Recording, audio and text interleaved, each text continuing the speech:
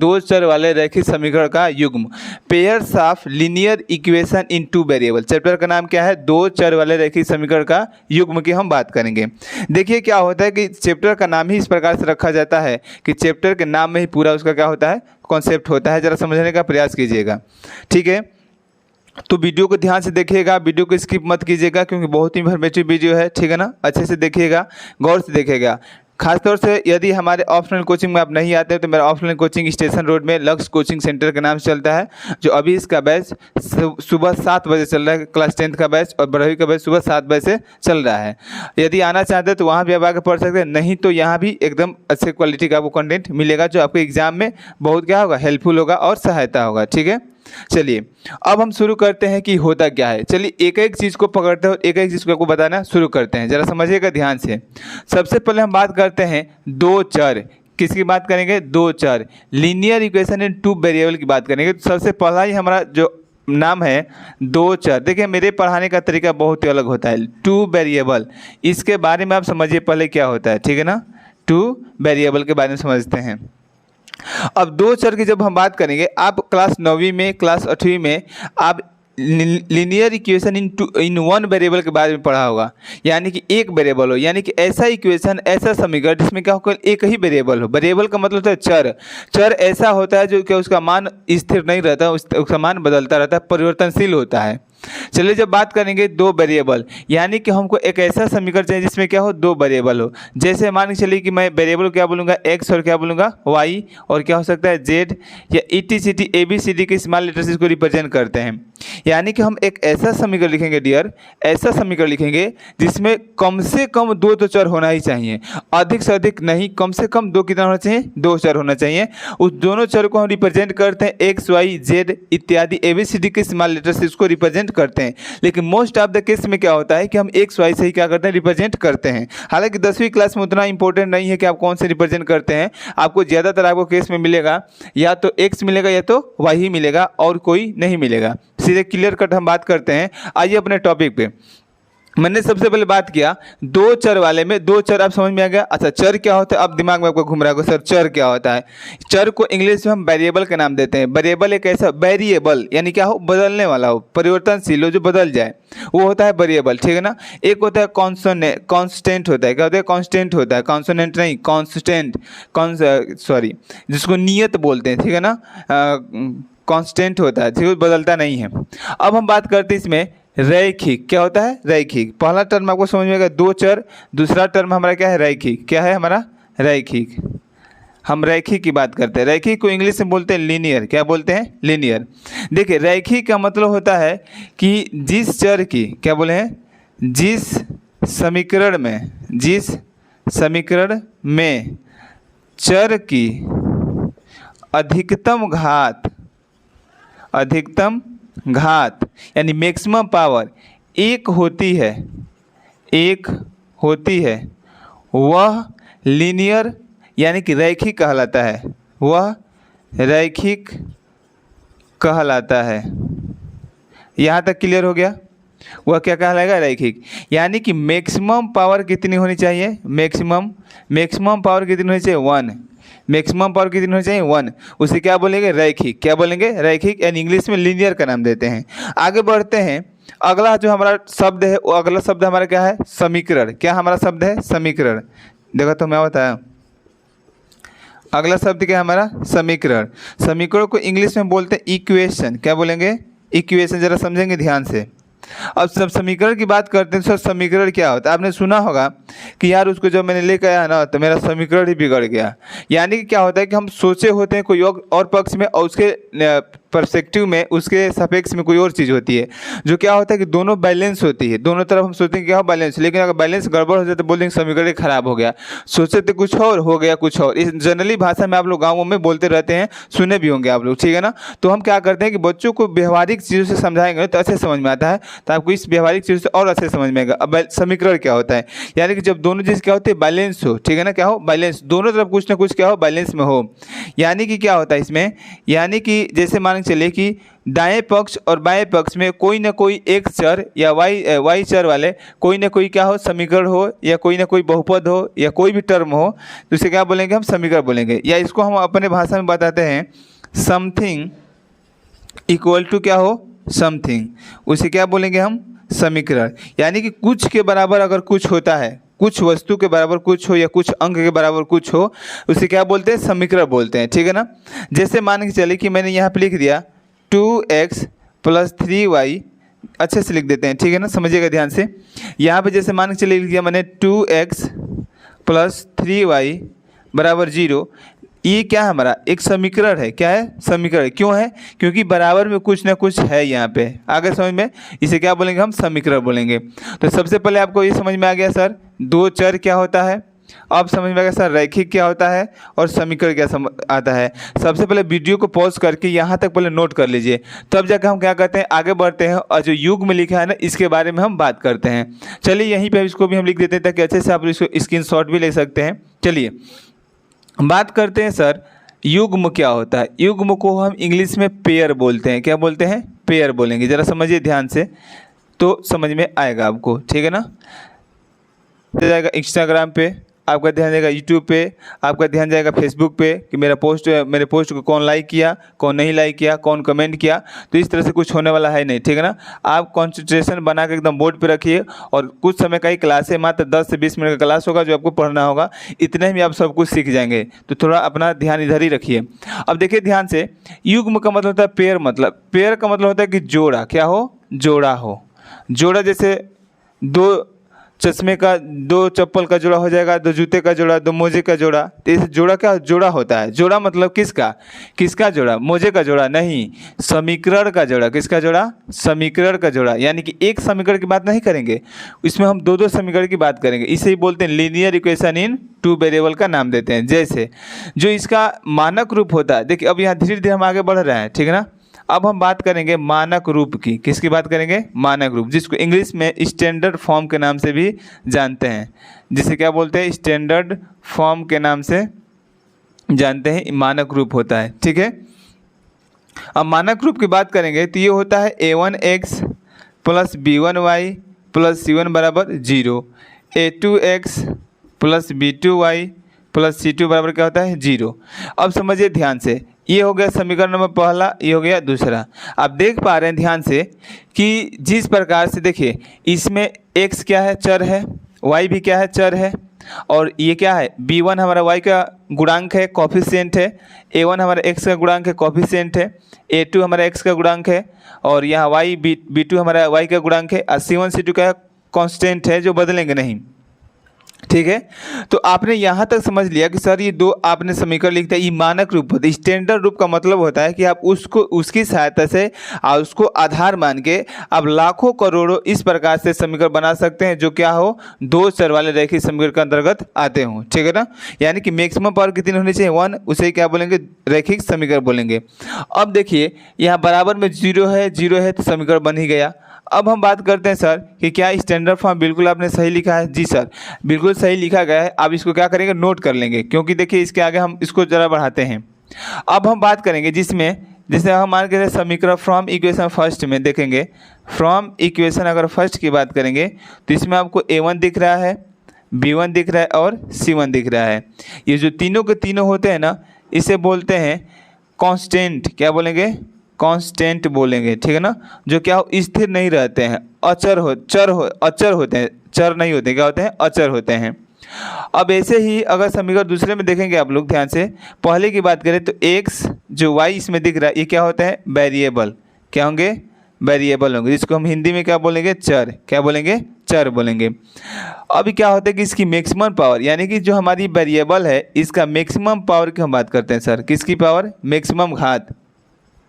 जब हम मैक्सिमम घात की बात करेंगे तो यहाँ पे आपको दिख रहा है कि मैक्सिमम घात कितनी है, 1 है। कितनी है, 1 है। अब बताइए, अभी हम यहाँ पे इसको ड्राइव किए हैं कि जब किसी भी चर की मैक्सिमम घात कितनी है, 1 हो, तो इसे क्या बोलते हैं, रैखिक। क्या बोलेंगे, रैखिक। तो पहली बात तो ये समझ में आएगी सर ये क्या, इसकी मैक्सिमम पावर 1 है, इसका मतलब क्या है, रैखिक है। अब बराबर में इसका कुछ ना कुछ है तो ये क्या हो गया, समीकरण हो गया। इसी को बोलते हैं रैखिक समीकरण, क्या बोलेंगे, रैखिक समीकरण। और जब ये जोड़े में आ जाए तो इसे बोलते हैं रैखिक समीकरण का युग्म। क्या बोलते हैं, रैखिक समीकरण का युग्म। ये बहुत ही इंपॉर्टेंट टॉपिक होता है, बहुत बार एग्जाम में भी पूछा जाता है। यहाँ से लगभग आपसे बता दें कि 7 से 8 प्रश्न ऑप्शनल में और आपको डिस्क्रिप्टिव में प्रश्न पूछे जा सकते हैं, जो बहुत क्या इंपॉर्टेंट है। इसमें क्या होता है कि एक ग्राफीय मेथड होता है, ग्राफ विधि से निकालना होता है। अब देखेंगे ध्यान से, जब कोई समीकरण की बात होती है तो उस समीकरण का एक ग्राफ भी बनाया जाता है। क्या बनाया जाता है, ग्राफ। अब ग्राफ कैसे बनेगा कैसे नहीं बनेगा उसके बारे में हम विचार करते हैं। अब आइए, अब क्या कीजिए, यदि यहाँ तक देख लिए तो इसको स्क्रीनशॉट मार लीजिए या इसको वीडियो को पॉज करके यहाँ तक नोट कर लीजिए। हम आगे बढ़ते हैं। आपने दो चर वाले रैखिक समीकरण का युग्म समझ लिया। अब इसका हम मानक रूप की बात करते हैं, ठीक है ना। मानक रूप, जिसको हम क्या बोलते हैं, स्टैंडर्ड फॉर्म बोलते हैं, मानक रूप के नाम से जानते हैं। क्या होता है मानक रूप, a1x plus b1y plus c1 बराबर क्या होता है 0। Let suppose it equation number कौन सा, पहला हो गया। ऐसे ही a2x plus b2y plus c2 बराबर क्या हो जाएगा 0। इक्वेशन नंबर क्या मान लेंगे, सेकेंड मान लेंगे। ये दो इक्वेशन है जो क्या स्टैंडर्ड फॉर्म के अंतर्गत आते हैं, यानी कि इनको आप आधार मान के लाखों करोड़ों या जितना मन उतना क्या बना सकते हैं, आप दो चर वाले रैखिक समीकरण का युग्म ड्रॉ कर सकते हैं, बना सकते हैं। अब ये देखिए एक प्रकार की समीकरण है, आप समीकरण का ग्राफ पढ़ना सीखोगे क्लास 9th में, ठीक है ना।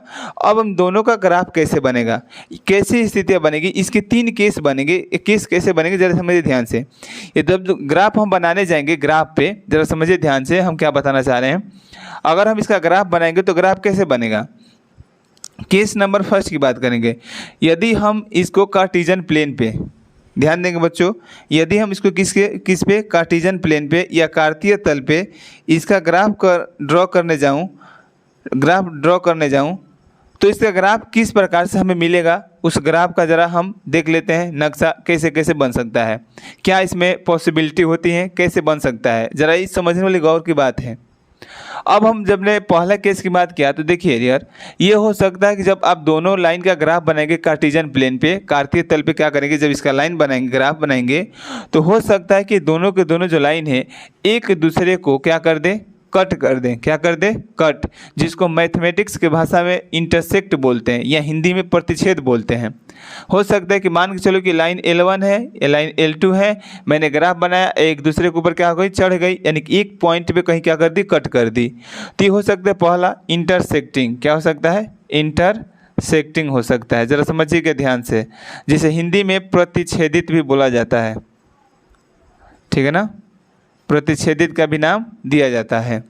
दूसरा जो इसका डिजाइन बन सकता है, दूसरा जो तरीका हो सकता है कि इस प्रकार से न बन के ग्राफ आपका समांतर बन जाए। कैसे बन जाए, समांतर, यानी कि ये जो दोनों रेखा है एक दूसरे को टच ही न कर रहे, ठीक है ना। L1 ही हो गया, यहाँ पे हो गया L2 हो गया, ये दोनों रेखा क्या नहीं टच, एक दूसरे को टच ही नहीं करें।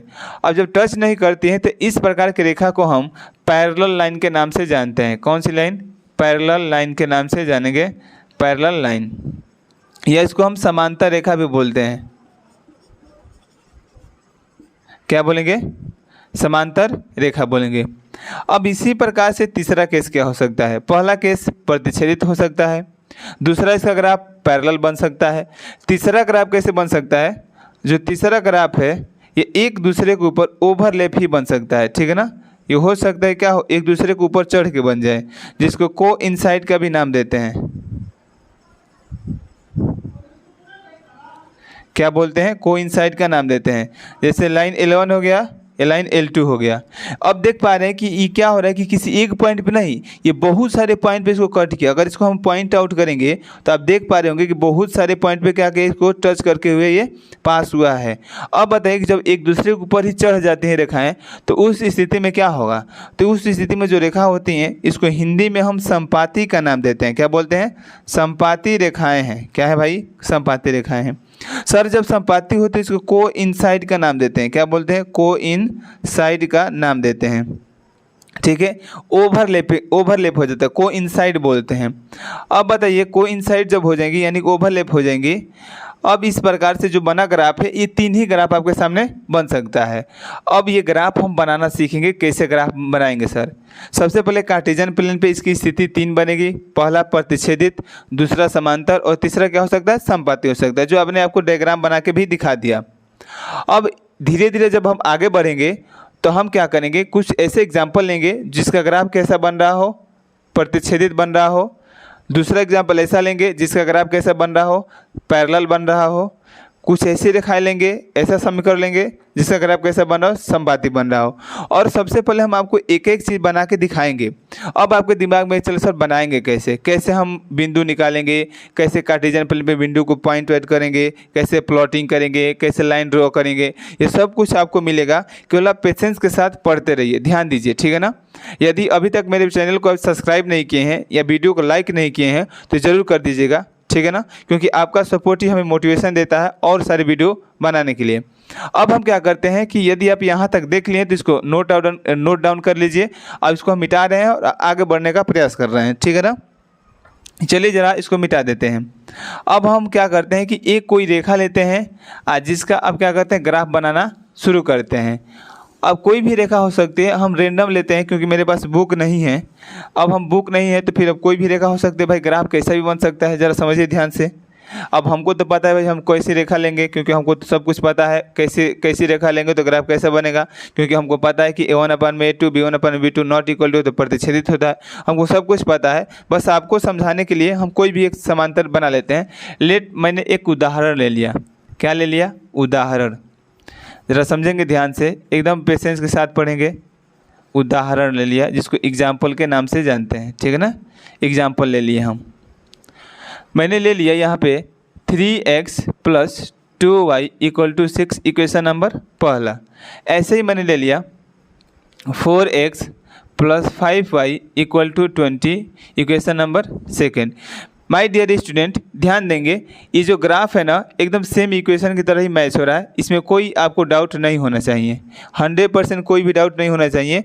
जो इक्वेशन है सेम, उसके जो स्टैंडर्ड फॉर्म है उसी की तरह मैच हो रहा है। इसलिए हम बोले थे कि आप इसका ही आधार मान के बहुत सारे रैखिक समीकरण ड्रॉ कर सकते हैं। आगे समझ में यहाँ तक, चलिए आगे बढ़ते हैं।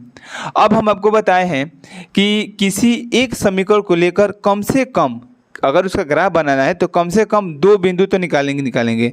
2 बिंदु का मतलब केवल x y निकालने से नहीं होगा, आप 2 बिंदु यानी कि 2 कोऑर्डिनेट निकालेंगे, ठीक है ना। 2 कोऑर्डिनेट निकालेंगे, 2 निर्देशांक निकालेंगे और वहाँ से आप प्लॉटिंग करने का प्रयास करेंगे। अब निकालना भी बहुत ईजी होता है, ज़रा समझिएगा ध्यान से, ठीक है ना। एकेडमिक क्लास में थोड़ा सा आप मेहनत करेंगे तो सब कुछ ईजी हो जाएगा। समीकरण पहले को हल करने पर या पहले से, समीकरण पहले से यानी समीकरण पहले से लिखेंगे, यानी कि फ्रॉम इक्वेशन फर्स्ट ऐसे लिख लेंगे, ठीक है। अब हम पहले को नीचे लेके आते हैं। 3x + 2y = 6 हो गया डियर। अब इसको बनाने के लिए आपको क्या करना पड़ेगा, इसको हम क्या करते हैं, सॉल्व कर देते हैं। 3x = 6 - 2y हो गया और यहाँ पे x बराबर क्या हो जाएगा, 6 - 2y डिवाइड बाई क्या हो जाएगा, 3 हो जाएगा। यहाँ तक क्लियर है सबको, बहुत बढ़िया। अब हम क्या करते हैं, एक ऐसा बॉक्स बनाएंगे। आप लोग भी जब प्लॉटिंग करेंगे, जब पॉइंट्स निकालेंगे, कम से कम 2 पॉइंट निकालेंगे तो आप हज़ारों पॉइंट निकाल सकते हैं, लेकिन मिनिमम 2 पॉइंट निकालना बहुत कंपलसरी है, तभी बना पाएंगे, नहीं तो नहीं बन पाएगा, ठीक है ना। अब देखिए ज़रा इसको अच्छे से ऐसे लिख लेंगे। ऊपर लिखेंगे x, नीचे लिखेंगे y। अब देखिए x यहाँ है, y यहाँ है। आप x का मान रखिए चाहे y का मान रखिए, अलग अलग आप मान निकाल सकते हैं। हम रखते हैं क्या, तो x के जगह y के जगह पे 0, क्या रखेंगे, y के जगह पे 0। यदि हम y = 0 पुट करते हैं तो देखते हैं कि x की वैल्यू क्या आती है, ठीक है ना। इक्वेशन नंबर इसको मान लेते हैं थर्ड, क्या मान लेंगे, थर्ड। यानी कि इक्वेशन नंबर थर्ड में y के जगह पे क्या रखेंगे, 0। अब सॉल्व करके दिखा दे रहे हैं, इसको मिटाएंगे, ठीक है ना। हालांकि आप समझ सकते हैं हम क्या कहना चाह रहे हैं, इस कोने में हम समझा दे रहे हैं। अब देखिए x = 6 - 2 × 0 बटन क्या हो जाएगा, 3। जब सॉल्व करेंगे तो 6 - 0 बटन क्या हो जाएगा, 3। तो x = 6 डिवाइड बाई क्या हो जाएगा, 3। तो कट कितना आ जाएगा, 2। यानी कि x y के जगह पे 0 रखने पर x का मान कितना आ गया, 2 आ गया। इसी प्रकार से आप ये सब तो जानते होंगे ना, छोटे बच्चों को कहानी है कैसे रख के पुट करते हैं, तो क्लास 9वीं में आप सीख लिए होंगे। अब देखिए एक और हमको बिंदु निकालना है। इस बार हम क्या करते हैं, y के जगह पे ऐसा करते हैं कि यदि हम y के जगह पे क्या रख दें, यदि हम 2 रख देते हैं तो अगर 2 रखें तो 4 होगा, 4 घटेंगे तो 2 आ जाएगा। थोड़ा इसको हम फ्रैक्शन से डेसिमल से बचने का प्रयास कर रहे हैं, हालांकि कोई इसमें और वजह नहीं है। अब हम क्या करते हैं, यदि यहाँ पे हम एक रख देते हैं, क्या रखते हैं, एक रखेंगे तो फिर भी दिक्कत है। यहाँ पे एक नहीं रखेंगे, ज़रा समझिए ध्यान से। ऐसा करते हैं कि यदि हम इसमें से 2 कॉमन कर लें, ठीक है ना, 2 कॉमन करेंगे तो यहाँ से आपका क्या हो जाएगा, 3 हो जाएगा, ठीक है ना। तो यहाँ पे करते हैं, यदि हम क्या करते हैं ना, यहाँ पे y के जगह पे 3 रखते हैं, क्या रखते हैं, y के जगह पे 3। अब जब y के जगह पे 3 रखेंगे तो क्या हो जाएगा, सॉल्व कर लीजिए। x = 6 - 2 × 3 और यहाँ पे हो जाएगा 3। अब देखिए x बराबर 6 - 6 / 3, तो x बराबर हो जाएगा 0/3। तो इसका मान कितना आएगा, 0। तो जो पहला समीकरण का जो बिंदु निकला है, जो ग्राफ निर्देशांक निकला है 2,0 और 0,3, ये 2 निकल गया, ठीक है ना। ऐसे इसी प्रकार आप क्या करेंगे, समीकरण दूसरे को भी सॉल्व करेंगे, ठीक है ना। समीकरण दूसरे को दूसरे से सॉल्व करेंगे और निकालेंगे। 4x प्लस में 5y = 20, ठीक है ना। अब यहाँ पे करेंगे 4x = 20 - 5y, ठीक है ना। x बराबर हो जाएगा 20 - 5y डिवाइड बाई कितना हो जाएगा, 4। चलिए अब यहाँ फिर से क्या करेंगे, अब ऐसा बॉक्स बना लेंगे, यहाँ पे आप 2 डॉटेड लाइन ड्रॉ कर लेंगे ऐसे, ठीक है। 2 लाइन ड्रॉ करने के बाद अब क्या करेंगे, इसमें वैल्यू रखने का प्रयास करेंगे। अब आप क्या करते हैं, यदि आप यहाँ पे 0 रखते हैं, यहाँ पे x और यहाँ पे क्या हो जाएगा y बराबर 0 रखेंगे तो x का मान क्या आएगा, 5 आ जाएगा, सही है, क्योंकि पूरा टर्म 0 हो जाएगा। तो 20 में 4 से भाग करेंगे तो 5 आ जाएगा। बात सही है, बिल्कुल सही है भाई। चलिए यदि हम क्या करते हैं, y के जगह पे 4 रखते हैं, y के जगह पे 4 रखेंगे तो x का मान कितना आ जाएगा, 0। कितना आ जाएगा, 0। कितना इजी बनता जा रहा है ना, बहुत बढ़िया। अब हम क्या करेंगे, यहाँ पे 5,0 रखेंगे, पहले x उसके बाद y, और यहाँ पे रखेंगे 0,4 रखेंगे। इस प्रकार से आपको 2 बिंदु मिल गए यहाँ और 2 बिंदु यहाँ। ये समीकरण दूसरे से प्राप्त हुआ है, ये समीकरण दूसरे से प्राप्त हुआ है, समीकरण पहले से प्राप्त हुआ है। अब हम क्या करेंगे, इस कार्टेशियन प्लेन में आपको पता है कि ये x एक्सिस होता है, ये y एक्सिस होता है, ये x डैश होता है, ये क्या होता है, y डैश होता है। डैश मतलब पॉजिटिव। अब बीच में क्या होता है, ओरिजिन जो मूल बिंदु होता है 0 0, x भी 0 और y भी 0। अब हम यहाँ पे पुट कर लेते हैं 1 2 3 3 4 5, 1 2 3 4 5, ठीक है, 1 2 3 4 1 2 3 4 5। अब देखिए नेगेटिव वालों को नेगेटिव हम लिखेंगे नहीं तो क्या होगा ना कि सब दिख दे कंजस्टेड हो जाएगा, जो आपको समझ में नहीं आएगा। यहाँ पे हो जाएगा y हो गया प्लस में, यहाँ पे हो जाएगा प्लस में। अब क्या करेंगे, 2 यहाँ पे x है, क्या 0 है, यानी कि 2 जाना है यहाँ पे, ये हो गया 2,0, सही है। अब यहाँ पे 3 जाना है, यहाँ पे देख लीजिए 3 1 2 3 यहाँ पे, तो ये हो जाएगा 0,3, सही है। अब इन दोनों को क्या करेंगे, हम मैच करा देंगे ऐसे आराम से। मैच हो गया, बिल्कुल ऐसे मैच करा देंगे आप लोग। मैच कराने के बाद इसको ज़रा सा ऊपर कर लेंगे। अब किसके लिए ग्राफ बना था, तो ग्राफ बना था ये लाइन L1 के लिए। तो क्या उसका था, 3x + 2y = 6 हो गया। बात सही है। अब इसका तो आपने रिप्रेजेंट कर दिया, प्लॉटिंग करके ड्रॉ भी कर दिया। इसको देखते हैं, x पे 5 जाना है, 1 2 3 4 5, x पे 5, यहाँ हो गया 5 और 0 हो गया, सही है। और दूसरा हमारा है, यहाँ पे देखिए दूसरा हमारा 0 और 4 है, यानी कि x पे 0 और y पे 4 यहाँ पे आ जाएगा, ठीक है ना, y पे 4 आ जाएगा। इसको ज़रा ऊपर तक ऐसे ड्रॉ कर लेते हैं, ठीक है ना। अब इसको भी क्या करेंगे, ऐसे मिला लेते हैं। अब देखिए जो ग्राफ है ना, अगर इसको ऊपर तक ड्रॉ करेंगे तो कहीं ना कहीं क्या होगा, दोनों आपस में इंटरसेक्ट करेगा यहाँ पे। तो यहाँ पे क्या कहें, दोनों आपस में इंटरसेक्ट किए, तो यही हमारा क्या होता है, इंटरसेक्टिंग लाइन होती है। तो दोनों को दोनों कैसे रेखा है, ये प्रतिच्छेदित है, क्योंकि क्या है, एक दूसरे को इंटरसेक्ट कर लिए हैं। ठीक है ना। तो आज इतना मैंने बताया आपको कि कैसे बिंदु ज्ञात करेंगे, कैसे इसका ग्राफ बनाएंगे। आज के लिए इतना ही। अगले वीडियो में जब आपसे मिलेंगे तो हम आपको बताएंगे कि कैसे आपका ग्राफ बनेगा और लाइन का, यानी कि समांतर का और संपाती का कैसे बनेगा, ठीक है ना। तो इस प्रकार से आप आगे तक ड्रॉ करेंगे तो क्या होगा, प्रतिच्छेदित रेखा बन जाएगी। अब हम क्या करेंगे, अगले वीडियो में आपको संपाती और समांतर वाला ग्राफ बनाना सिखा देंगे। तब तक इस वीडियो को 2-3 बार देख कर अच्छे से रिवाइज कर लीजिए और अपने दोस्तों में भी शेयर कर दीजिए जो क्लास 10th में पढ़ते हों। Bye bye, take care of, like it. मिलते हैं अगले वीडियो में, तब तक के लिए बाय।